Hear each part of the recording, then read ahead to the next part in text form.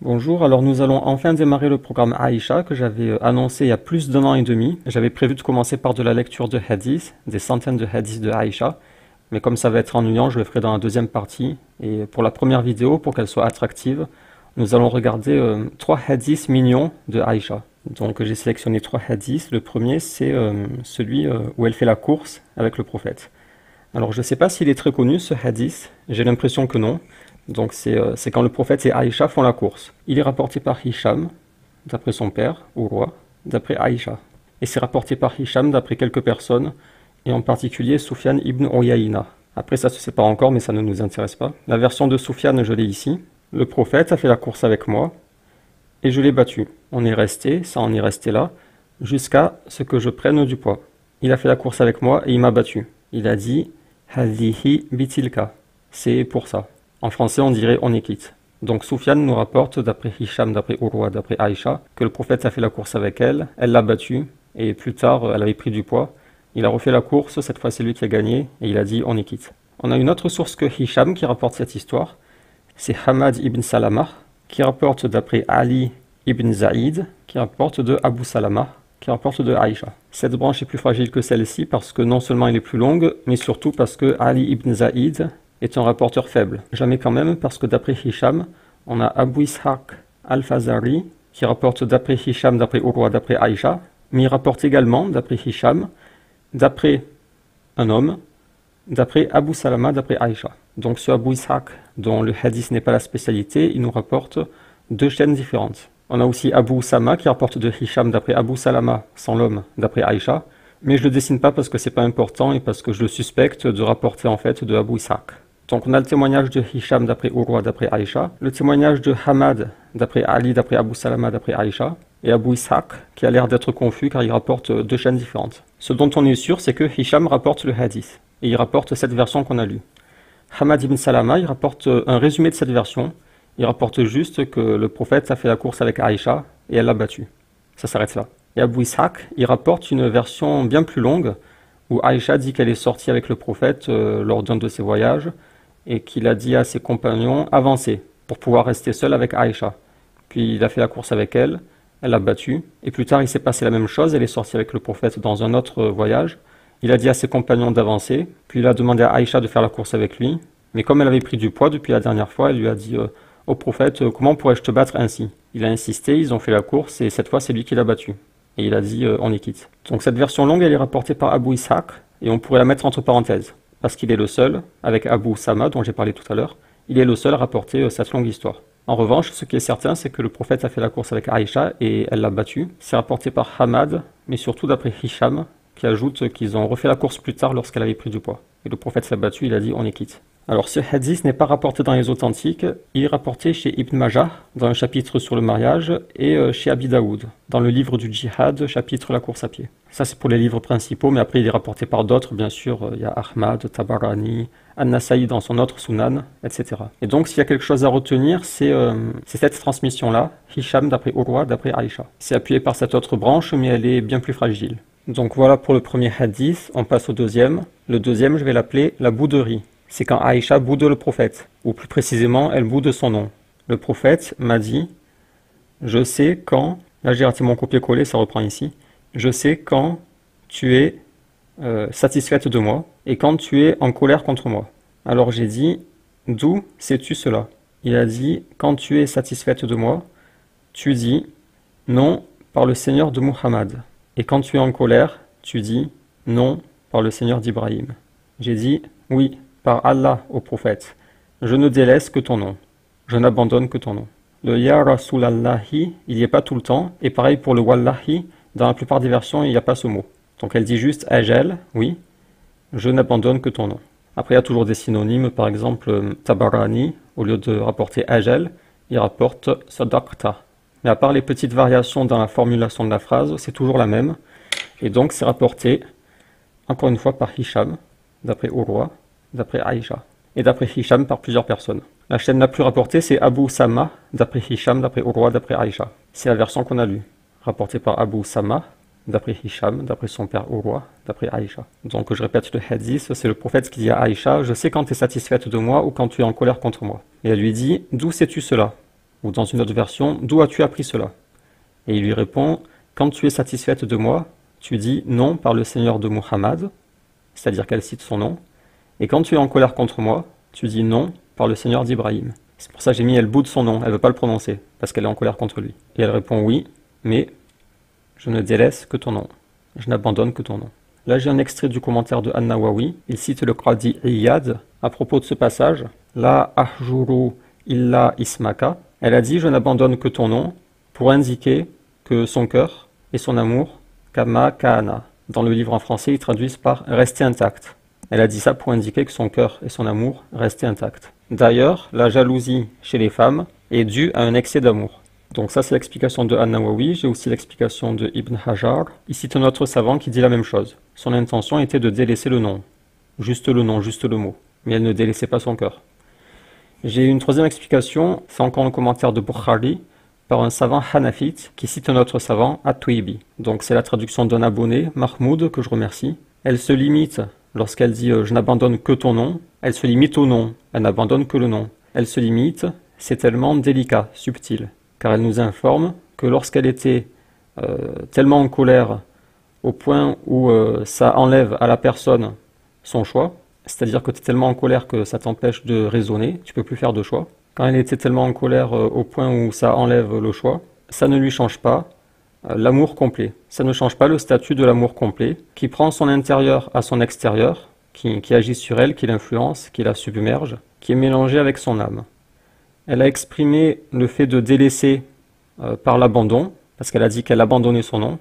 Elle a exprimé par l'abandon pour montrer qu'elle souffre de ce délaissement, de délaisser le nom, pour montrer qu'elle souffre de ce délaissement dans lequel elle n'a pas de choix. Donc voilà pour le deuxième hadith. Donc on avait le premier, c'était la course, rapportée par Hisham d'après Urwa, d'après Aïcha, appuyée par une autre branche mais fragile, ici Hamad d'après Ali, d'après Abu Salama. Deuxième hadith, Aïcha qui boude le prophète en délaissant son nom, mais elle lui dit je ne délaisse que ton nom. Pareil, rapporté par Hisham. Et on passe au dernier hadith. Le troisième hadith que j'ai sélectionné, je vais l'appeler le sourire. Et cette fois, ce n'est pas rapporté que par Urwa, donc je vais vous dessiner l'arbre et je reviens. Ça y est, j'ai dessiné l'arbre. Comme j'avais dit dans une vidéo, parfois quand on creuse, on a des surprises. Là, on n'a pas eu de surprise, on a du classique, Hisham d'après Urwa, d'après Aïcha. Là, c'est pareil avec, en plus de la confusion avec Abu Salama. Donc là, en creusant, on n'a pas vraiment eu de surprise. Par contre, ici, on a une surprise, c'est que c'est un hadith qui a été énormément rapporté. On a bien sûr Urwa, avec son fils Hisham. On a l'autre neveu de Aïcha, Al-Qasim. On a Abu Salama, Masrouk, Al-Aswad, etc. Alors ces noms, on les verra dans la vidéo numéro 3. Pour l'instant, vous ne les connaissez pas trop, mais dans la vidéo numéro 3, on va commencer à se familiariser avec. Donc c'est un hadith qui a été beaucoup propagé, et il est tout simple, c'est Aïcha qui dit que le prophète embrassait alors qu'il jeûnait. Il embrassait certaines de ses femmes alors qu'il jeûnait. Tout le monde rapporte ça, d'après Aïcha, que le prophète embrassait alors qu'il jeûnait. Ici, on a Ibrahim an-Nakha'i qui rapporte de Al-Aswad et de Al-Qamah que le prophète enlaçait. Au lieu de embrasser, lui il rapporte qu'il enlaçait. Ou des fois il est rapporté il enlaçait et embrassait. En tout cas, il y a cet ajout qui provient de Ibrahim. On a aussi un autre ajout chez Ibrahim, c'est que Aïcha a précisé que le prophète savait contrôler ses désirs. Elle voulait dire par là que ce n'est pas parce que le prophète le faisait que n'importe qui peut le faire. Elle dit le prophète c'est celui parmi vous qui contrôlait le mieux ses désirs. Le prophète avait le contrôle sur ses désirs. Il y a différentes formulations, mais c'est toujours la même idée, comme quoi le prophète n'est pas comme les autres, et que lui il pouvait embrasser parce qu'il n'avait pas le risque d'être entraîné par ses désirs. Ici aussi on a l'ajout du désir, et ici aussi on a le désir. Dans la plupart des versions, il est précisé qu'il embrassait Aïcha. C'est Aïcha qui dit le prophète m'embrassait alors qu'il jeûnait. Ou à la troisième personne, le prophète embrassait Aïcha alors qu'il jeûnait. Donc dans la plupart des versions, il est précisé qu'il embrassait Aïcha, mais dans d'autres, il n'est pas précisé, ça dit juste le prophète embrassait alors qu'il jeûnait. J'ai pas mis toutes les branches, il y en a une autre par exemple où le rapporteur précise que c'était pendant le ramadan. Ici et ici, ça parle du visage. Aïcha dit le prophète ne se retenait pas de mon visage alors qu'il jeûnait. Ou alors le prophète embrassait où il voulait de mon visage alors qu'il jeûnait. Après c'est impossible de savoir si Aïcha a vraiment rapporté cette histoire du visage, parce que ce n'est rapporté que ici. Mais ça ne veut pas non plus dire que c'est faux.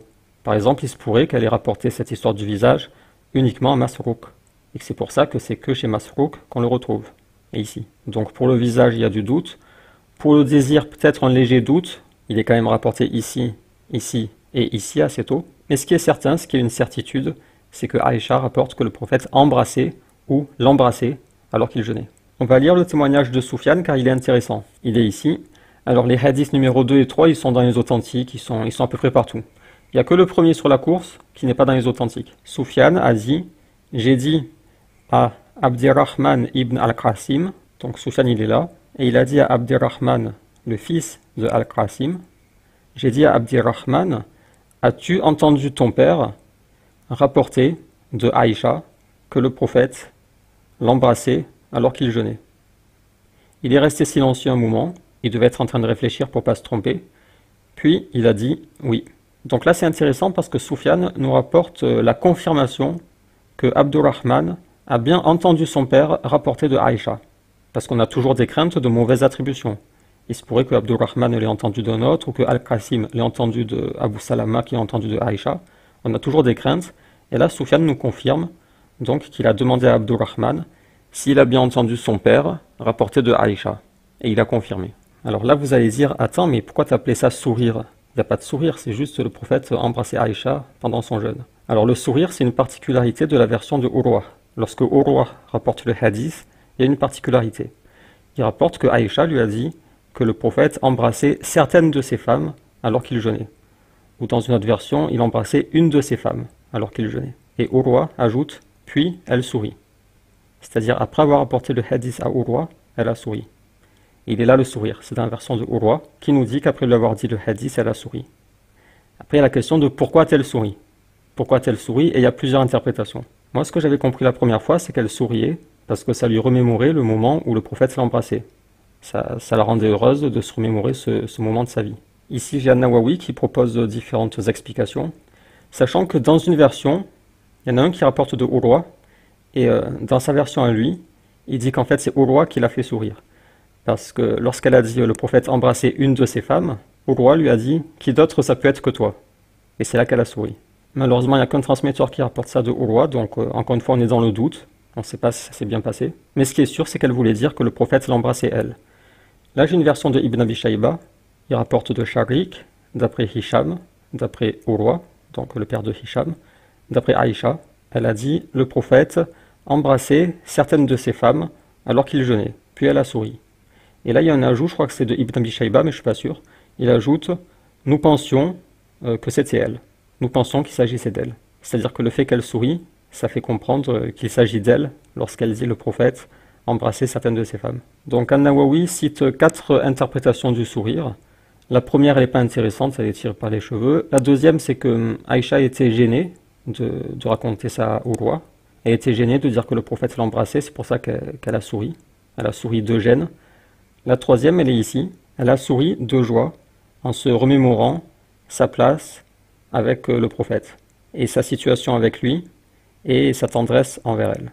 Le Qadi Iyad a dit « Probablement a-t-elle souri pour signaler que c'était elle dans l'histoire, pour informer de la fiabilité de son hadith. » Donc voilà les différentes interprétations. Alors personnellement, l'histoire du sourire à cause de la timidité, j'y crois pas. Je pense que c'est soit parce qu'elle est heureuse en se remémorant ça, soit pour signaler qu'il s'agit d'elle dans le hadith. Une dernière chose, c'est qu'ici on a une version très particulière, parce que Aïcha dit que le prophète l'embrassait et lui suçait la langue, alors qu'il jeûnait. Donc l'histoire de la langue, le prophète me suçait la langue, ce n'est rapporté que ici. Personnellement, je ne vois pas de problème avec cette version, mais ce serait une erreur de l'attribuer à Aïcha, car celui-ci, il est faible, celui-là, il est faible aussi, et celui-là, c'est un inconnu. Donc la version avec la langue, elle est rapportée par un faible, d'après un inconnu, d'après Aïcha. Et c'est une version singulière qui se distingue de toutes les autres. Normalement, cette branche, j'aurais pas dû vous la mettre, car il y en a d'autres que je n'ai pas mises qui sont encore plus solides qu'elle.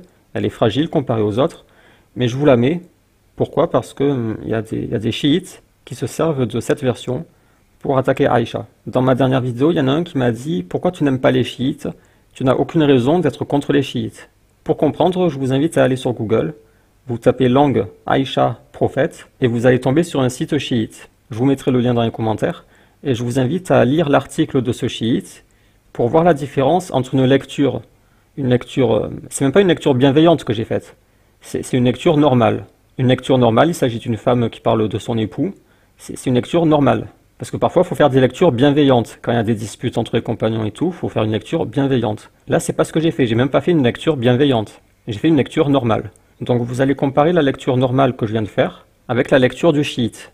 Vous lisez l'article du chiite et vous verrez qu'il y a une différence entre la façon dont il lit les hadiths et la façon dont moi je les ai lus. Et vous allez voir que lui, il a une lecture très malveillante, parce que les chiites sont très malveillants. Ils détestent Aïcha, et donc ils deviennent malhonnêtes, malveillants et injustes contre elle, non pas parce que le texte est choquant, mais parce qu'ils ont de la haine contre Aïcha. Donc lisez l'article du chiite et vous allez comprendre pourquoi je n'aime pas les chiites. Vous allez de suite comprendre. Et vous allez voir qu'il insiste sur cette version car elle pourrait gêner certaines personnes. L'histoire de sucer la langue, ça peut choquer certaines personnes. Moi, ça me choque pas. Mais donc, ils prennent cette version qui est susceptible de choquer les gens et ils insistent là-dessus sans dire que c'est une version bidon. C'est une version bidon rapportée par un faible, d'après un inconnu. Donc voilà, vidéo terminée. On peut récapituler les hadiths. Le premier, c'est la course. Le prophète fait la course avec Aïcha. Elle le bat. Puis plus tard, ils refont la course, mais elle a pris du poids et elle perd. Et il lui dit on est quitte. Rapporté par Hisham d'après Urwa, d'après Aïcha, appuyé par une autre chaîne, mais avec un faible dedans. Deuxième hadith mignon, c'est quand Aïcha boude le nom du prophète. Lorsqu'elle est en colère contre le prophète, elle dit par le Seigneur d'Ibrahim, au lieu de dire par le Seigneur de Muhammad. Et quand le prophète lui fait remarquer, elle le reconnaît. Elle dit Ajal, oui, je ne délaisse que ton nom. Rapporté par Hisham d'après Urwa, d'après Aïcha. On a donc le hadith où Aïcha dit que le prophète l'a embrassé alors qu'il jeûnait. Rapporté par de nombreuses personnes d'après Aïcha, avec dans la version de Urwa, le sourire. Aïcha m'a dit que le prophète embrassait certaines de ses femmes alors qu'il jeûnait, puis elle sourit. Donc voilà pour les trois hadiths. Celui-là, je pense qu'il est connu, mais que le sourire n'est pas très connu. Je pense que les gens n'ont pas remarqué le sourire. Celui-là, je pense qu'il est moyennement connu, mais que les gens n'ont pas fait attention, ils n'ont pas remarqué le passage mignon. Et la course, j'ai l'impression qu'il n'est pas très connu, pourtant c'est le type de hadith que les gens aiment se partager. Donc pour la course, je me demande s'il est connu. Vous me direz si vous savez si c'est un hadith connu ou pas. D'après le contenu du hadith, il devrait être connu, mais je ne l'ai jamais entendu. Donc voilà, rendez-vous pour la deuxième partie qui sera normalement de la lecture de hadith. Ce sera pas intéressant, ce sera juste de la lecture mécanique de hadith. Et dans la troisième partie, on verra les transmetteurs. Et après, il y a une dizaine de vidéos prévues. Il y a une dizaine de vidéos, mais ça peut aller au-delà si après je continue à faire encore des études comme ça de cas particuliers.